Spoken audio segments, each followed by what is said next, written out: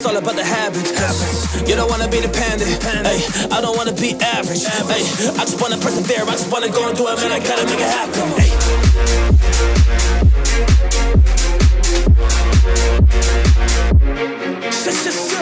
Welcome to the Investor Agent Podcast. I'm here with Laura Sides. Laura, thanks for being here today. Thanks so much for having me. So the Investor Agent Podcast is all about transforming the human mindset from scarcity and a lack to abundance and wealth. And we do that one conversation at a time with real estate investors.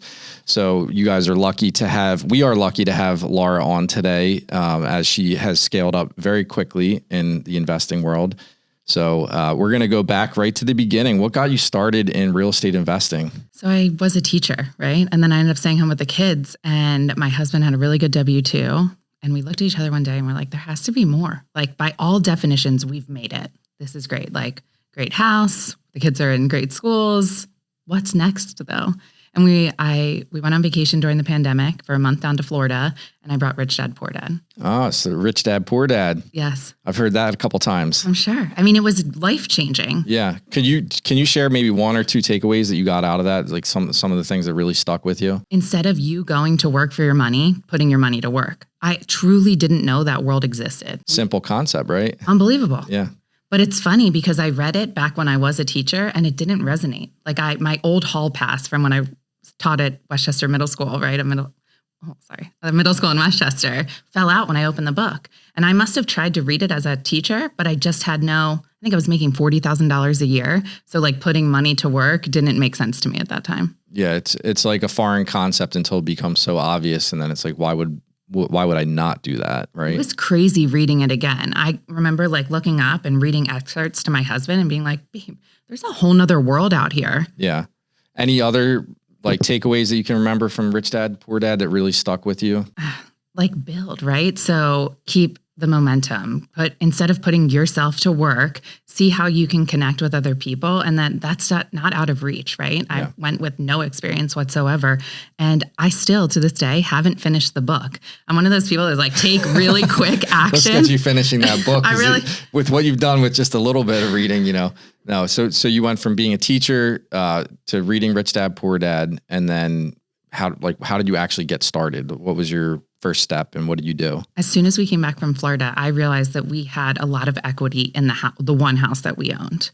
And I reached out to our banker and said, how do I access this equity? So we got that ball in motion. And then at the same time, what I thought I was going to do was buy a condo in Florida because we loved the time down there. And then I thought maybe we could get it with a property management company and at least offset. I didn't realize what I know now. And it's come so far. So I was taking my trash can in one day. I had all the money lined up to buy this condo in Florida. And my neighbor was like, I need to move. I'm like, all right, Miss Sherry, you should put it on the market. And she's like, I don't want to do that. And I'm like, well, what do you want for it? She said $300,000. And I said, So that was your neighbor up here. I'll take it. Yeah. In Westchester. Okay. And then you flipped it? That was my first flip. 6 weeks, $100,000 profit. And it started just this snowball. That's wild. So 6 weeks, $100,000 in profit. 100,000 in profit's hard to make on a flip. Yes. But what to me is more impressive is that you did your first flip in 6 weeks. I know my first flip took me 6 months. So let's talk about, tell me how you ran your project. What was the scope of work? Did you have a construction background, project management background? What was your secret sauce? No construction or project management background, but a huge drive. After I read that book, I'm like, how fast can I put this to work? And I didn't even have this big goal or this big picture. I was just almost in a panic of like, shoot, I just bought this house. I don't want to let anyone down. Let's go. And I knew I had like a 2-month lag from the time I said, I'll take it to when we closed. And I still apply the same principles to what I've turned into 3-week flips now as I did back then. And I line everyone up from the day that I sign that contract to buy it. And I make sure everyone knows what their job is going to be. I have the entire scope of the project ready to go so that everyone knows their job and can hit the ground running. And then I'm present and reachable. So if you need something, I can answer questions for you, and decisive, right? I'm not going to say, oh, I don't know which toilet. You pick the toilet, you install it, we're done. That's great. So just fast decisions, available, focused. And really what I'm hearing more than anything is just a lot of motivation and drive to get it done fast. Absolutely. And that preparedness and just being able to decide and stick with your choices. So teacher, Rich Dad, Poor Dad, come back from vacation, stumble across a flip. Isn't that kind of interesting how that happened? Yes, it was absolutely wild. You had this epiphany about getting your money to work for, doing something different and investing, and you're going to buy in Florida and you come back and your neighbor wants to sell. Yeah. So it's like, put it out there, right? Absolutely. What was your next progression after flipping your first house and making $100K? That had to have been a huge win, especially coming from a teacher salary, not to knock a teacher salary, but 6 weeks. I know there's not too many teachers making 6 figures in 6 weeks. There was no going back. When I went from $40,000 tax dollar salary a year and spending every day, 5 days a week in an office, essentially, and then making $100,000 in 6 weeks, I'm like, this is it, right? Has to keep going. One day I was looking out my window because I could see her house, and she was like asking her friends for help to move her things. Even though we had set up a moving team for her, she just was very controlling. So her friend is there carrying this box out in one hand with a cane in the other hand. And I'm like, I can't, let me go help them. So I walk across the street, load the box in, and I kid you not, he comes up and he goes, "Are you the one buying this house?" And I'm like, "I am." And he goes, "I have a house for you." And I'm like, is this how this works? What is happening? The stars are aligned. Absolutely. So he goes, "It's 3 bedrooms, 2 bathrooms on an acre right outside of Bethany Beach." And in my head, I'm just like, there's no way I'm going to be able to afford whatever he's going to say, but let's ask him how much he wants for it. Yeah, there's that rich dad, poor dad. I can't afford it, right? Because he has that whole segment about going from I can't afford it to how can I afford it. Absolutely. In your mind, but keep going, sorry. And like surrounding yourself with people that know more than you do. Mm-hmm. And I still knew nothing at this time about financing it. So I said, "How much do you think you want for it?" And he said, "200,000. I was like, oh, perfect. Oh my gosh. I walked back into our house. My husband and his father-in-law were there. And I'm like, "Guys, we're buying a beach house."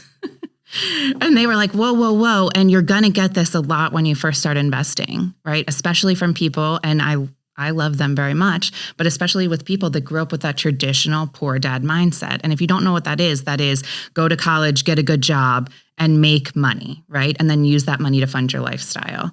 So I understand where they were coming from because they said, "What are you doing? That's not part of your plan." Yeah, typically I want to keep rolling with the story, but I almost feel like I have to dig in a little bit, in that moment when you went from thinking, we can't afford a beach house. What is this going to be? And then him telling you the price, even though it was feasible to a degree, right? There had to have been some doubt, right? And this is where I think a lot of people stop. Like there's people who have probably been presented similar opportunities and you say yes and they say no, I want to dig into the psychology a little bit because you talk about the rich dad, poor dad mindset of, you go to school, get a good job, and that's all coming from a place of safety, which is great. But what you did was put your neck out there, right? Because you've never done that before. I mean, you flipped a house, but you never bought a beach house. So each time you do this, it's like, how do you have that faith to take that leap? Because that's something that a lot of people really struggle with. And it's those defining moments when you get presented an opportunity, you can make a quick decision like that. There's a fair amount of delusion, right? Like delusional confidence in that I'm going to make this work. When you said $200,000, I'm like, that's a no-brainer. But I didn't know then, like it had a well and a septic system. But still at the same time, you're like, this is a good buy. And also, I'm going to show my family that you can work this hard for money, but then you can put your money to work by turning it into a short-term rental. And then also lifestyle design of now we have a beach house that we never, ever thought would be an option. I was a teacher, right? $40,000. And is this all within your first year? Yes. So you flipped a house and then you sold it. And it was like right after that you bought the beach house. Yep. Pretty amazing. All right. Tell me, what was your next progression? I was like, let's get back to work here, right? So I started, do you know what happened was it popped up on Facebook around that time of a meetup in the area in Westchester. And at the time it was at Tiffany's or Timothy's. And it was by VRA and it was an investor meetup. And I saw the ad and another like delusional confidence, at least I thought at the time moment where I'm like, I'm going to go to this. I feel totally like a small fish in a big pond and I might not deserve to be there, but I'm going to go. And I went, and it was incredible. It felt so good to be in a room of other and driven Rob real Lawrence estate. was leading It was this? Rob Lawrence. Nice. Yep. Rob Lawrence team at VRA Realty here. I mean, and then I connected with him. He has incredible energy and drive. Rob's great. Yes. And then just to be in that room of like, man, I'm not crazy, right? That other people do like to talk about real estate and how it can change your life. I still was totally clueless to real estate investing. I was just kind of going for it. What's really cool is that same meeting is the same meeting that got me interested in real estate. Oh my gosh. But it was through Dig, and it was Greg Davis, who's one of our agents here.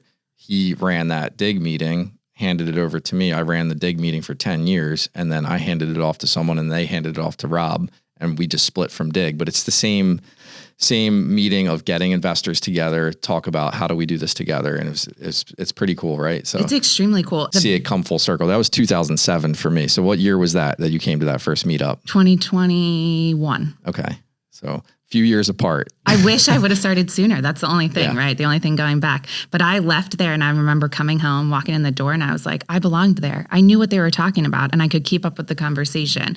And that was part I did know and understand because I had been studying, right? And I'll talk about how I got that because that was good. But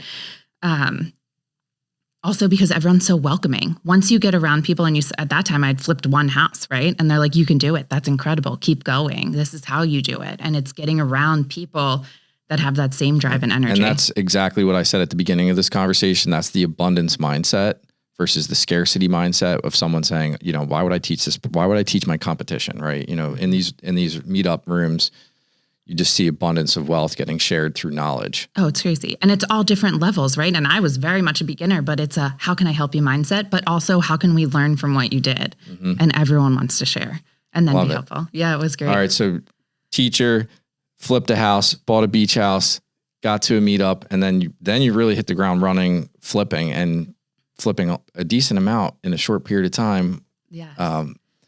Tell us what I know you talked about some of the things on your first flip, but one of the things that stands out the most to me is that consistently flipping houses in a very short time frame.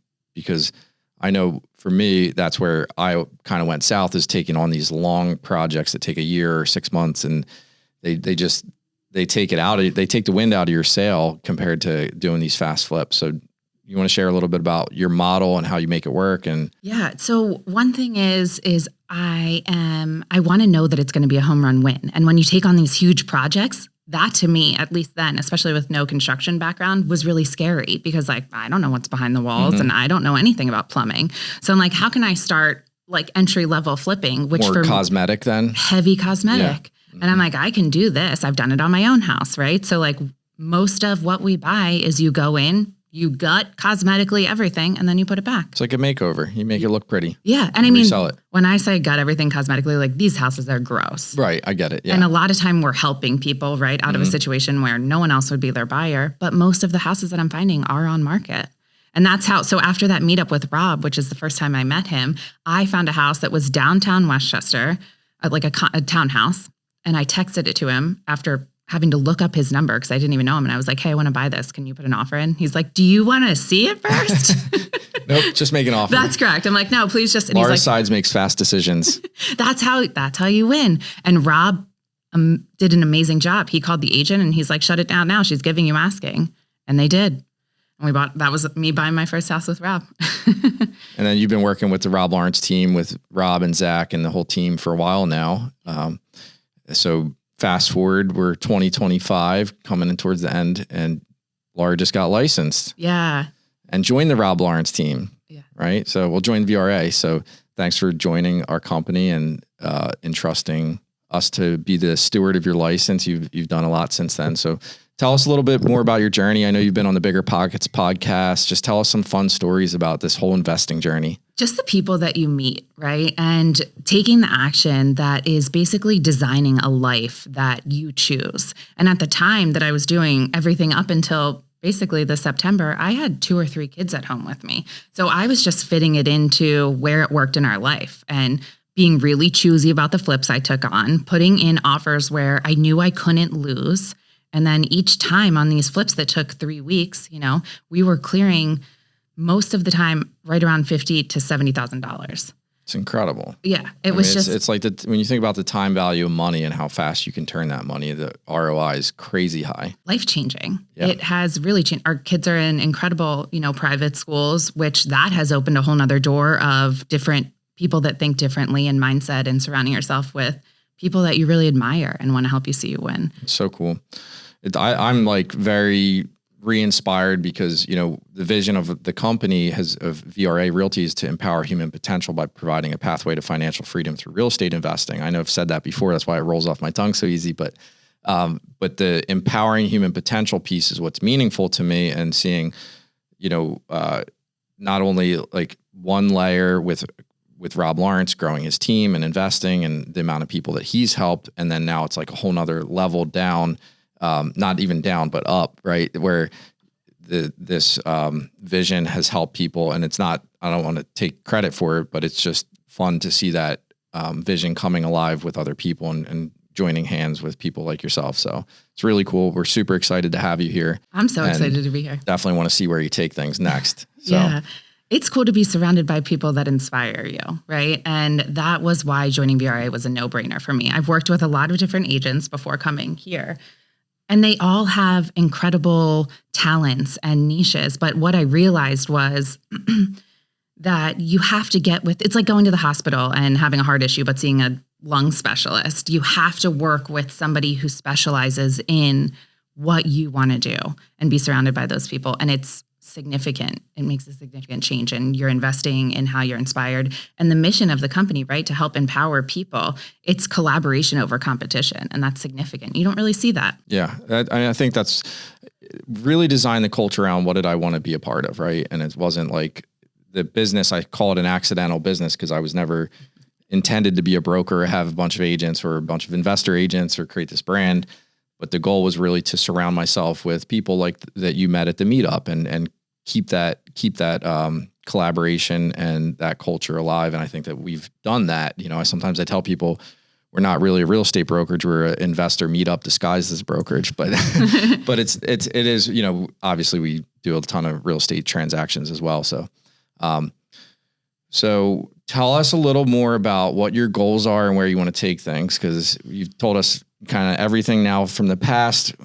What's your vision? Where do you see yourself going? And how can people get involved with you? I know that's such a fun question, because I feel like, especially with having the kids at home, I've just kind of like rode the wave. And there wasn't really a goal in mind because I didn't want to put undue pressure. And my husband keeps saying, don't create a job for yourself. Yeah. Don't create a job for yourself. And that's a great reminder. So going back to the rich dad, poor dad. Yeah. Right? Stop working for money. Yes. And I found something I truly love with people who I love being around doing it. When I flipped that first house, I felt like I came alive again. It was, which sounds kind of cheesy, right? But being a stay-at-home mom is something I've always wanted to do. But I'm such an extrovert that how could I basically be a wealth multiplier? My husband does great with W-2. I could be at home, but I needed the people, right? And then the tax savings is a whole nother podcast and benefit, but we've completely offset his tax liability, which is significant. It's incredible, yeah. Just through investing. But so where do we go from here? Where do I go from here? Is a serious question. I have no problem continuing to do what I did. And I love being able to inspire others through the BiggerPockets podcast, which was super cool. It opened doors to me being a cohort leader for the WIRE community, right? And it's women who invest in real estate. It's international, really, at this point, but nationwide, and just help inspire other women that they can do this too, right? I had no experience, and here I am 4 years later. Yeah, it's so cool. I mean, you see a ton of women crushing it in real estate investing, and you see a ton of women crushing it in real estate sales. On the real estate sales side, it's more prevalent, and it seems like it's expanding more on the investing side. So I think it's so important to have female leadership showing other women like, hey, this is not a male-dominated world anymore, like in terms of real estate investing. Because I think, if you go to the old meetups, it was just like a bunch of guys. And I know, what's the one? Is it Only Woman in the Room? I think that, what book is that? I don't know. I think that is the book. Is that the book? I think there's a book. In the Room? Yeah. Like I know there's like a whole book around that. And I mean, obviously I've never experienced it, but what would you tell anyone that feels intimidated, maybe like to take the leap of faith? And, cause you're really betting on yourself, right? And it's not without fear, but it's how do you transcend that and take action anyway? I love that question, because I think especially women get it so often, and I hear it, right? There's like, if I'll pan a room that I'm in for a meetup or a conference or something, I'll get it man, it's all guys, And instead of me, I never think like a victim mentality of like, oh man, it's all guys. I think like, where can we find opportunity in this? Like, how can I stick out in a positive way? So I never think of that. And I don't feel like I get treated differently, but it might be because I don't focus on that. Yeah. I don't. Well, and you know what you're doing and you're decisive and you take action, right? So like people treat you how you present yourself. Yeah. Like you have a certain confidence as well. And then they want to help you. Just that has been the thing, like step into the room and watch how your life can change just by showing up and being confident to be there. You do belong. I mean, that was my biggest takeaway from that first meetup. I'll never forget coming home and saying, I belonged there. I knew what they were talking about. And to go back to that is I started my Instagram. I had like a personal Instagram, right? And then I started Sides Investing on Instagram originally before I even really had anything to post. And it was to cut out the noise of like personal people or celebrities or sports and just follow people that were doing what I wanted to do. And I learned so much from those 15, 20, 30-second clips that it's really what gave me the confidence and knowledge to show up and do what I'm doing. That's incredible. And now you're doing it and inspiring people through your social media and sharing, little nuggets of wisdom and showing what you're doing and how it's working. Have you had any mentors? Recommend any books, any trainings, any weekend getaways? What's been most impactful for you? I know, that's great. I mean, really changing that Instagram, and really what you focus on is what's going to get your attention, right? And what's going to, like you said, what you're going to see manifest in life. And then the only downside to that is it is really hard for me to talk about anything else now. Are you obsessed? Yes. Yeah. And to go out to dinner with friends that I love dearly, right? But aren't into real estate. If they're talking about what movies they watched or where they went shopping, I'm like, oh my gosh. I know it's hard. You get a little bored in the conversation. You're just waiting for an opportunity to talk about real estate. It means you love what you do and you're passionate about it. It's not the end of the world. But also that you can change people's lives, because when somebody tells me, yeah. Well, I think the inspiration's infectious too. Like when, even hearing you talk about it, it's reigniting it in me because I've been doing it so long, and you have to keep that flame alive. So it's nice to see it when there's fresh blood in the game and going after it. Keep going. Sorry. Yeah, I'm pumped. I mean, I'm super excited to see what this year is going to bring. But sitting at the table, and this is what are people calling it now? One of those controversial things to say. So I don't mean to offend anyone, but it's where it gets real, right? It's when someone gets excited about Dress Down Friday, or that they get to leave an hour early. I'm like, you guys, you can create a life by your design where no one gets to tell you what to do. You can own it. Yeah. So that's tough. And then I want to tell them, right? Or if somebody's telling me their kid's going to college, I'm like, well, let's buy a house there, Right. Let's figure out how to have an asset pay for the tuition and, have something afterwards. Right. And then you'll have the most amazing, and you're not going to have to pay for the house. I'm like, you probably have $50,000 sitting in your savings account, making you less than if you were to invest it in your kid's college house. But it's how many people can you... That's where I usually take the conversation these days. So I'm sure people might be sick of me. Well, it's really only if they want it, right? So, it's like the old saying, you can't help someone that doesn't want the help, right? But if you see an opportunity where you can, you're obviously that type of person that would share and help people. So with that, how can people potentially help you? How can you help them? Anyone that's listening, what would be a good way for them to connect with you? And then how can you guys actually potentially work together, whether it's finding deals or investing in your deals or sending you referrals? What does that look like? I love all of that. So yes to all of it. But the best way to connect with me is on Instagram at sides_investing. That's where I talk about real estate and I answer all the DMs and everything like that. So that's a great spot. What am I looking for? I'd love to be the go-to agent for just about anybody, right? That's looking to sell a house that's not ready to be sold on the market. And I can help them with that. And in a compassionate way, right? It's not just all about money, it's about people to me. So when it's a win for everyone, including the seller involved, I love that. So anyone that has to sell a house that's really, when you say not ready for market, meaning probably needs work, could be full of junk, maybe just the timing, or they need to get a fast sale, something like that. All of it. Yep. And okay. I love just collaborating with people. I love solving problems. So whether it be a creative finance type of thing, or they're confused about where they're going, or if they want to flip a house themselves, I'm happy to help them with that too. That's awesome.